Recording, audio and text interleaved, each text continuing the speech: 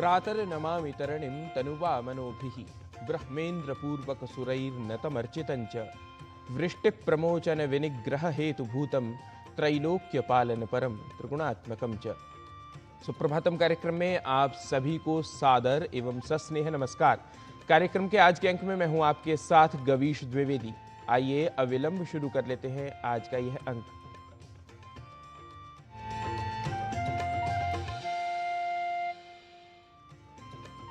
सुप्रभातम कार्यक्रम में आइए सबसे पहले जान लेते हैं अपने पहले प्रभाग के माध्यम से आज की तिथिवार एवं नक्षत्र को आज के पंचांग के द्वारा। आज का पंचांग युगाब्द 5127, विक्रम संवत 2082, शक संवत 1947, उत्तरायण, माघ मास, शुक्ल पक्ष, चतुर्थी तिथि, बृहस्पतिवार, शतभिषा नक्षत्र। आज का दिन सभी के लिए मंगलमय हो। सनातन वाङ्मय अति विशाल एवं समृद्ध है। प्रायः सभी विषयों पर अनेक नीतिपरक वचन हमें इसमें जानने को मिलते हैं। इसी क्रम में हम ऐसे वचनों को ही सुभाषित कहते हैं। आइए स्कंद पुराण में वर्णित पुत्री के महत्व को बताने वाला सुभाषित आज हम देख लेते हैं। सबसे पहले आप इसे सुनेंगे संस्कृत में, ततः च जानेंगे इसके अर्थों को हिंदी एवं अंग्रेजी भाषाओं के माध्यम से। दशपुत्र समाकन्या दशपुत्रान् प्रवर्धयन् यत् फलं लभते मर्त्यस्तल्लभ्यं कन्ययैकया। एक कन्या 10 पुत्रों के समान होती है। जो पुण्य फल एक व्यक्ति को 10 पुत्रों के पालन पोषण से प्राप्त होता है, वही फल उसे केवल एक कन्या के पालन पोषण से मिल जाता है। One daughter is equal to 10 sons. The merit that a person attains by raising 10 sons can be obtained by raising just one daughter.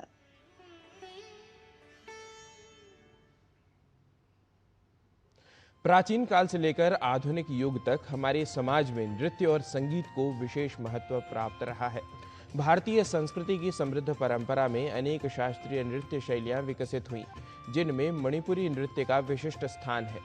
प्राकृतिक सौंदर्य से परिपूर्ण राज्य मणिपुर में विकसित यह नृत्य शैली अत्यंत कोमल, भावपूर्ण और आध्यात्मिक अनुभूति से ओतप्रोत है।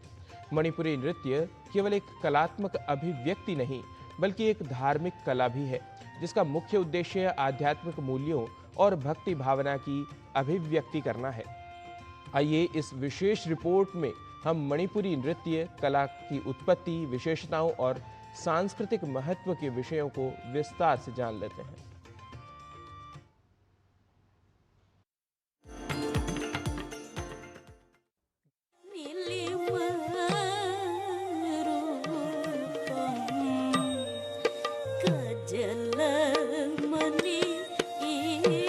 भारत अपनी प्रदर्शन कला, हस्तशिल्प, चित्रकला, मूर्तिकला और वास्तुकला के माध्यम से प्रदर्शित समृद्ध विविध संस्कृति के लिए जाना जाता है। इन कला शैलियों में से नृत्य की प्राचीन कला से भारतीय समाज में एक महत्वपूर्ण भूमिका रही है। इस अंक में हम बात करने वाले हैं प्राकृतिक सौंदर्य से परिपूर्ण व मनोरम राज्य मणिपुर में विकसित मणिपुरी नृत्य शैली के विषय में। मणिपुरी नृत्य भारत का प्रमुख शास्त्रीय नृत्य है। इसका नाम इसके उत्पत्ति स्थल मणिपुर के नाम पर पड़ा है। ये नृत्य मुख्यतः हिंदू वैष्णव प्रसंगों पर आधारित होता है, जिसमें राधा और कृष्ण के प्रेम प्रसंग प्रमुख हैं। अत्यंत आकर्षक वेशभूषा में मंद मंद गति व पदाघातों से कोमलता व सुकुमारता का प्रदर्शन इस नृत्य में किया जाता है। इसका विकास पारंपरिक लाई हारोबा शैली से है। इसमें रास के विविध स्वरूपों का दर्शन होता है, जिनमें बसंत रास, महारास, नित्य रास, कुंजरास, गोपरास, दिवारास आदि प्रकार हैं। इस नृत्य की अपनी अप्रतिम सौंदर्य, मधुरता, कोमलता व आध्यात्मिक अनुभूतियां हैं।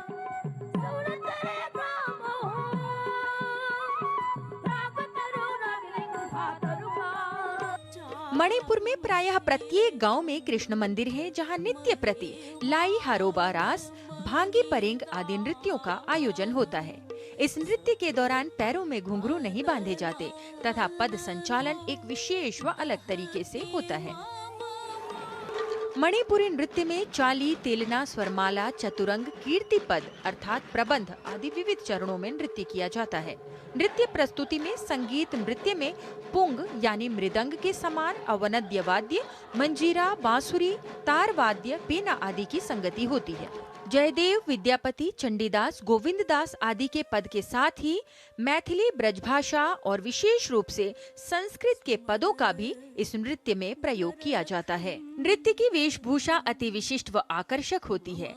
खूबसूरत जरी की कढ़ाई युक्त फूला फूला लहंगा, ऊपर सिल्क का जैकेट, सिर पर पारदर्शी ओढ़नी व आभूषण, मेहंदी, चंदन आदि से श्रृंगार किया जाता है। पुरुष रेशमी पीताम्बरी धोती, ऊपर अचकन, सिर पर मोर मुकुट धारण कर कृष्ण जैसी सुंदर वेशभूषा व आभूषण धारण करते हैं। मणिपुरी एक धार्मिक नृत्य है जो भगवान का आशीर्वाद पाने के लिए किया जाता है।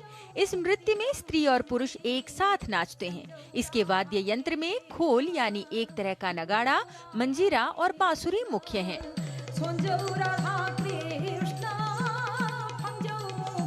गौड़ीय वैष्णव धर्म, उसकी वजह से एक धार्मिक भावना और कृष्ण के प्रति इतनी भक्ति कि आज गुरु लोग भी पूरा जीवन नृत्य संगीत के पीछे दे देते थे, क्योंकि उनकी मान्यता थी कि हम जितना भी कला के द्वारा भक्ति करें कृष्ण, तो कृष्ण जल्दी पाएंगे कृष्ण को।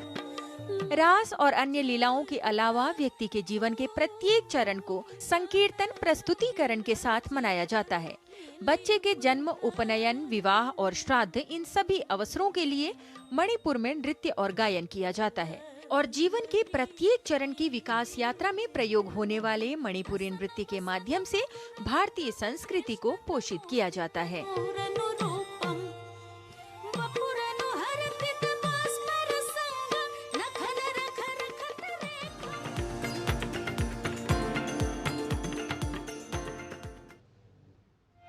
और कार्यक्रम में अब समय हो चला है कल्प विराम का। आप कहीं न जाइए, देखते रहिए डीडी न्यूज, जल्द लौटेंगे।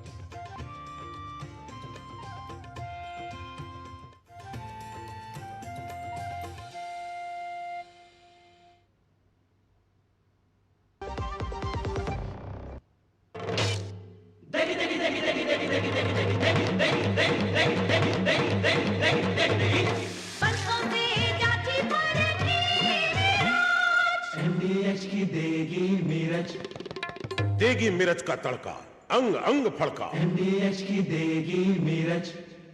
पढ़ता है, खेलता है, झूलता उछलता है, दौड़ता कभी कभी दौड़ कराता है, आगे आगे बढ़ता है इंडिया, अमूल दूध पीता है इंडिया। विभाग अनेक, कंप्लेंट बॉक्स 1। किसी भी सरकारी दफ्तर, विभाग या बैंक से जुड़ी शिकायत के लिए pgportal.gov.in पर जाएं, रजिस्टर करें, संबंधित विभाग चुनें, शिकायत दर्ज करें और ट्रैकिंग आईडी नोट करें। एसएमएस या ईमेल पर एक्नॉलेजमेंट पाएं और शिकायत का जवाब सीधे मंत्रालय से प्राप्त करें। अब तक 1 करोड़ 12 लाख से अधिक भारतीयों ने भरोसा जताया। सीपी ग्राम्स, आपकी हर शिकायत का हल। अभी शिकायत दर्ज करें pgportal.gov.in। सुनो, एक अच्छी इंश्योरेंस पॉलिसी एआई से पूछते हैं। एक ऐसी पॉलिसी जिसमें प्रीमियम पेमेंट हो लिमिटेड पर इनकम आती रहे लाइफ टाइम। LIC का जीवन उत्सव। एक ऐसी पॉलिसी जो दे होल लाइफ इंश्योरेंस कवर भी। LIC का जीवन उत्सव। वाओ, चलो तो LIC की जीवन उत्सव पॉलिसी ही लेते हैं। मैं भी तुमसे यही कह रही थी, LIC का जीवन उत्सव। लाइफ टाइम सेलिब्रेशन मनाइए LIC के जीवन उत्सव के साथ, फ्यूचर सेट है।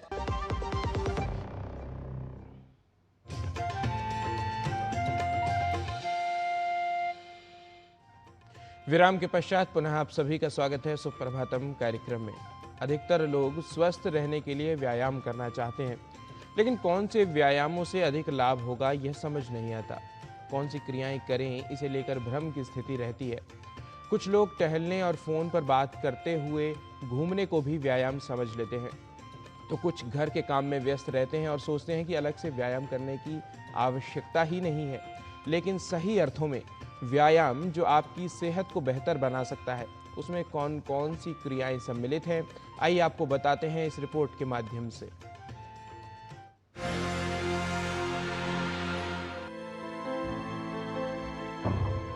स्वास्थ्य को बेहतर बनाने के लिए आजकल कार्डियो वर्कआउट युवाओं में काफी प्रचलित है। कार्डियो वर्कआउट यानी वो व्यायाम या लयबद्ध गतिविधि जो हृदय की गति को बढ़ाती है और बढ़ाकर उसे लक्षित हृदय गति क्षेत्र में ले आती है। इससे शरीर में रक्त का संचार बेहतर होता है, साथ ही हृदय को मजबूत बनाने में भी ये उपयोगी है। कार्डियो व्यायाम हृदय की कार्यात्मक क्षमता को बढ़ाने में सहायक है। शरीर की ग्लूकोज को अवशोषित करने की क्षमता को भी ये बेहतर करता है। लगभग 150 मिनट पर वीक का व्यायाम हमारे हृदय के लिए बहुत ज़रूरी है, जिसमें कि आपको ब्रिस्क वॉक करना है कि चलते समय आपको या तो स्वेटिंग हो या फिर पसीना या फिर सांस फूलने लगे। ये बहुत ज़रूरी है। सिर्फ टहलने को हम लोग व्यायाम नहीं कहते हैं। ब्रिस्क वॉक या फिर कार्डियो वर्कआउट या फिर आप घर में योगा भी करके, इंडोर एक्टिविटीज़ करके भी व्यायाम सर्दियों में कर सकते हैं। ये वो स्थिति है जिसमें सबसे अधिक वसा और कैलोरीज बर्न होती हैं। सबसे बड़ी बात यह है कि इसके फायदे पाने के लिए हमें ज्यादा मेहनत नहीं करनी पड़ती, बल्कि कुछ ही मिनटों में व्यायाम करके कई लाभ प्राप्त किए जा सकते हैं। जब बात हो फैट कम करने की, वजन घटाने की, तो कार्डियो एक्सरसाइज काफी लाभदायक सिद्ध होती है। कार्डियो एक्सरसाइज यानी हृदय का वो व्यायाम जिससे हृदय की गति तेज हो जाती है। कार्डियो वर्कआउट शरीर की चर्बी को कम करने का एक सरल तरीका है, जिससे वजन जल्दी घटाया जा सकता है, साथ ही हमारे शरीर को ऊर्जा मिलती है। कार्डियो वर्कआउट पूरे शरीर के साथ हृदय को भी स्वस्थ रखने का प्रभावशाली तरीका है। हमारे हृदय में सबसे ज्यादा फैट्स, वसा और कैलोरी एकत्रित होते हैं। कार्डियो करने से हृदय रोग को दूर रखा जा सकता है। कार्डियो वर्कआउट करने से कई लाभ प्राप्त होते हैं। इससे हृदय स्वस्थ रहता है। मोटापा और वजन कम करने में उपयोगी है कार्डियो वर्कआउट। नींद अच्छी आती है, मस्तिष्क सक्रिय और चुस्त हो जाता है, हड्डियां मजबूत बनती हैं, त्वचा स्वस्थ और निखरी होती है। इससे मानसिक स्वास्थ्य बेहतर होता है, व्यक्ति प्रसन्नचित्त रहता है, पाचन बेहतर बनता है, शरीर की चय अपचय प्रक्रिया पर सकारात्मक प्रभाव पड़ता है, साथ ही रक्त में शर्करा का स्तर भी नियंत्रित रहता है। कार्डियो करते समय सबसे अधिक ध्यान इस बात का रखना चाहिए कि अपनी क्षमता के अनुसार ही व्यायाम किया जाए। जो बात कार्डियो को अन्य प्रकार के व्यायाम से अलग करती है, वो है शक्ति प्रशिक्षण यानी स्ट्रेंथ ट्रेनिंग। ये कसरत सत्र के दौरान आपके शरीर की ऑक्सीजन का उपयोग करने की क्षमता पर निर्भर करता है।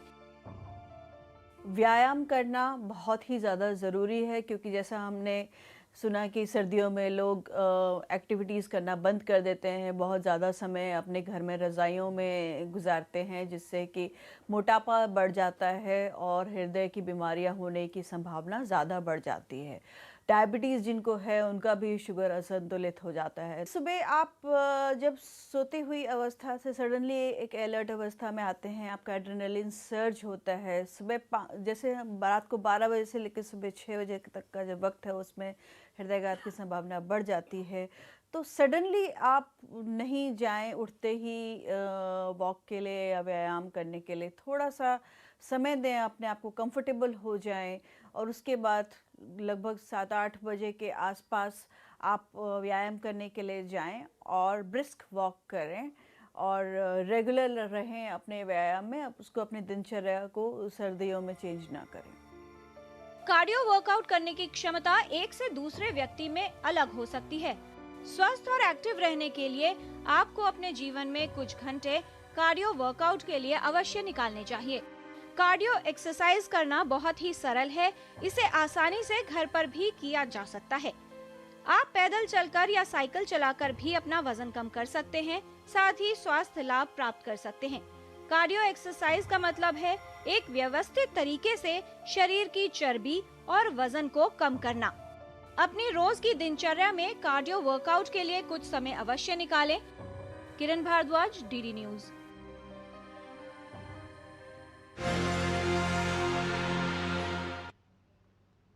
और कार्यक्रम में अब बात योग की।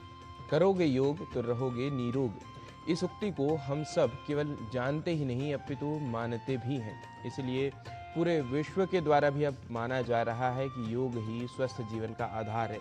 रोगों का उपचार हो या बचाव, इसके लिए अत्यंत प्रभावशाली होता है योग। इसी क्रम में आइए देख लेते हैं कुछ आसनों को और कर लेते हैं स्वयं को स्वस्थ। अक्सर लोग सोचते हैं कि योग करना है तो 1 घंटे का लंबा समय चाहिए, कोई एक विशेष जगह चाहिए, योगा मैट चाहिए। पर सच्चाई तो यह है कि योग वहीं से शुरू होता है जहां आप खड़े हैं। देखिए, जैसे सुबह दूध गर्म हो रहा है गैस पर और आपके पास समय है, तो आप वहां ही खड़े होकर एक पादासन कर सकते हैं, जो इस तरह से किया जाता है। बैलेंस को बढ़ाता है, फोकस को बढ़ाता है। दूसरा, वहीं खड़े होकर आप उत्कट आसन कर सकते हैं। अपने स्टैंड को ही पकड़ लीजिए और धीरे से नीचे बैठ जाइए और धीरे से वापस उठ भी जाइए और रिलैक्स करेंगे। अभी भी दूध गर्म नहीं हुआ हो तो पैरों की डिस्टेंस बढ़ा के थोड़ा सा साइड बैंड कर सकते हैं।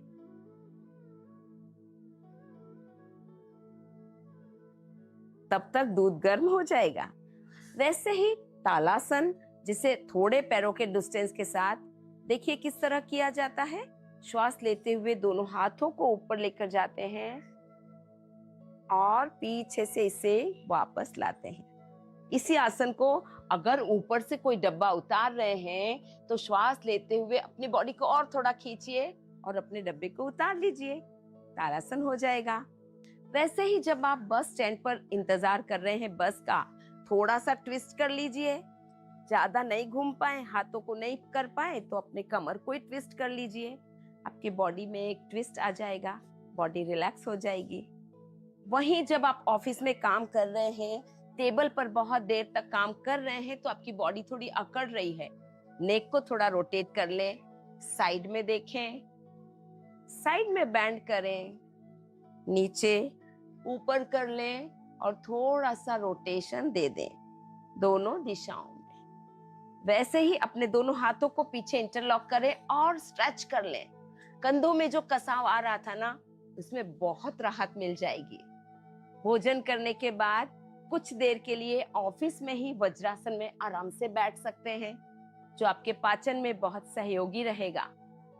और जब आप ट्रेवल कर रहे हैं ना, बस में या कार में, ड्राइव कर रहे हैं तब नहीं, लेकिन जब आप बैठ कर रहे हैं तो अपने आप को पूरी तरह ढीला छोड़ देना, आंखें बंद कर लेना और पूरा ध्यान अब किसी तरह की आवाजों पर लगा देना। जो भी आवाजें आ रही हैं उन्हें बस एक के बाद एक सुनते जाना। निष्पन्द भाव की यह प्रैक्टिस आपके मन को बहुत शांत करेगी, तो दिन भर में जो मन थका था वो वापस एनर्जाइज हो जाएगा। साथ ही आंखों से अनावश्यक चीजें देखकर जो आपकी ऊर्जा वेस्ट हो रही थी ना, वो भी पजेस होने लगेगी, तो आपकी ऊर्जा का संग्रह बढ़ जाएगा। आइए जानते हैं कुछ प्रैक्टिकल टिप्स गुरु माँ डॉक्टर हंसा जी योगेंद्र से। नमस्कार। शरीर को स्वस्थ रखना बहुत जरूरी है। पेट की तरफ मोटापा ना बढ़े ये देखना जरूरी है, और अच्छी नींद आए ये जरूरी है। इसलिए रात को सोने के पहले 1 गिलास गर्म दूध, उसमें हल्दी और काली मिर्च डालकर लेना नियमित बना लीजिए। सवेरे उठते से ही नट्स खाना बहुत जरूरी है। गर्म पानी पी लो, उसके बाद नट्स खाओ, यानी बादाम भिगोए हुए हैं, पिस्ता काजू भिगोए हुए हैं, अखरोट जो जाना ही चाहिए पेट में वो भी भिगोया हुआ हो, और ये सवेरे खाए जाएं अच्छी तरह चबाकर, तो हेल्थ सुधरेगी ही, हेल्थ सही ही रहेगी। उसी तरह दिन में एक्टिव रहना जरूरी है, एक ही जगह बैठना गलत होगा।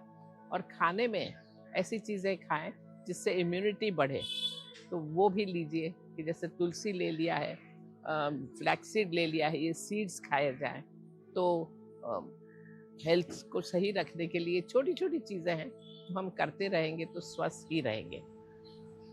नमस्कार। और योगासनों को सीखने के बाद अब बढ़ते हैं आगे और चलते हैं संस्कृत की ओर। तो संस्कृत भाषा में शुद्ध एवं अशुद्धियों के अभिज्ञान के लिए आपको सीधा लिए चलते हैं संस्कृत पाठशाला की आज की कक्षा में हमारे सहयोगी डॉक्टर नारायण दत्त मिश्र के पास।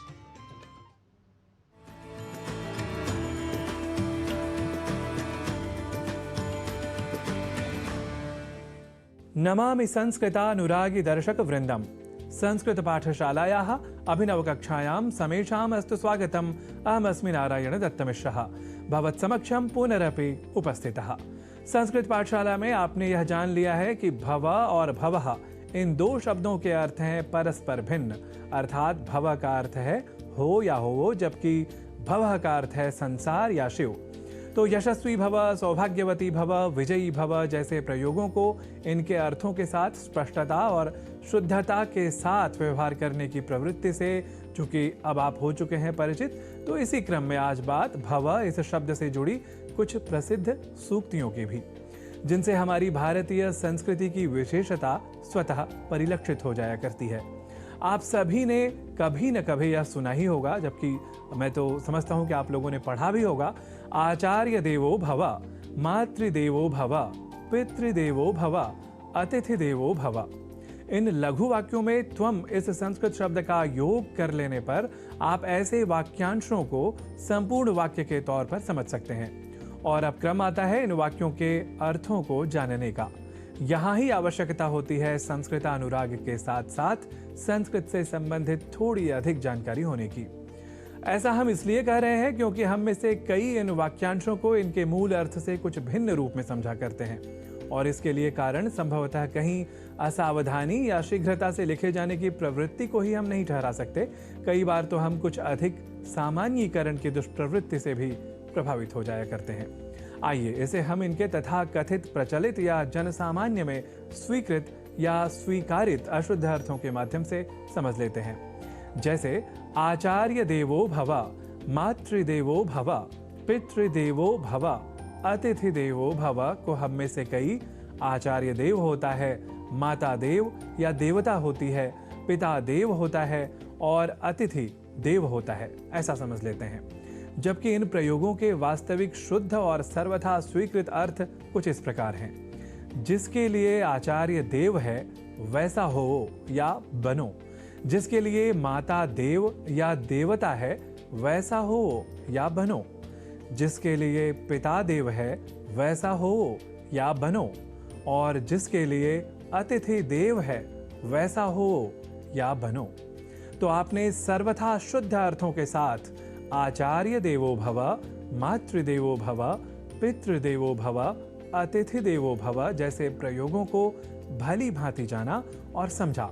अब आइए यह भी जान लीजिए कि अगर आचार्य देव होता है वैसा होवो या बनो, माता देव या देवता होती है वैसा बनो, पिता देव होता है वैसा हो या बनो, अतिथि देव होता है वैसा हो या बनो। यदि ऐसा ही कहना हो तो हम संस्कृत में क्या लिख और बोल सकते हैं? देखिए, जब ऐसा कहना हो अर्थात आचार्य देव होता है वैसा हो या बनो, तो हम कहेंगे आचार्यः देवः तथा भव, या आचार्यः देवः भवति तथा भव। ऐसे ही माता देव या देवता होती है वैसा बनो, यदि इसे संस्कृत में कहना हो तो हम कहेंगे माता देवः अथवा देवता तथा भव, या माता देवः अथवा देवता भवति तथा भव। ऐसे ही पिता देव होता है वैसा हो या बनो को हम संस्कृत में कहेंगे पिता देवः तथा भव, या पिता देवः भवति तथा भव। ऐसे ही अतिथि देव होता है वैसा हो या बनो, इसके लिए हम संस्कृत में कहेंगे अतिथि देवः तथा भव, या अतिथि देवः भवति तथा भव। तो इस तरह आचार्य देवो भव या अतिथि देवो भव जैसे प्रयोगों में जो वास्तविक कथ्य है वह आप सभी ने समझा, पर इसके साथ ही साथ आपने आज यह भी जाना कि जो अर्थ इन प्रयोगों का हम साधारण रूप से समझते हैं उसके लिए शुद्ध संस्कृत प्रयोग क्या होगा। तर्हि संस्कृतानुरागी समूह संस्कृत देवो भव, इसी शुभाकांक्षा के साथ आज की संस्कृत पाठशाला की कक्षा में इतना ही। पुनर्मिलामः अग्रिम कक्षायां।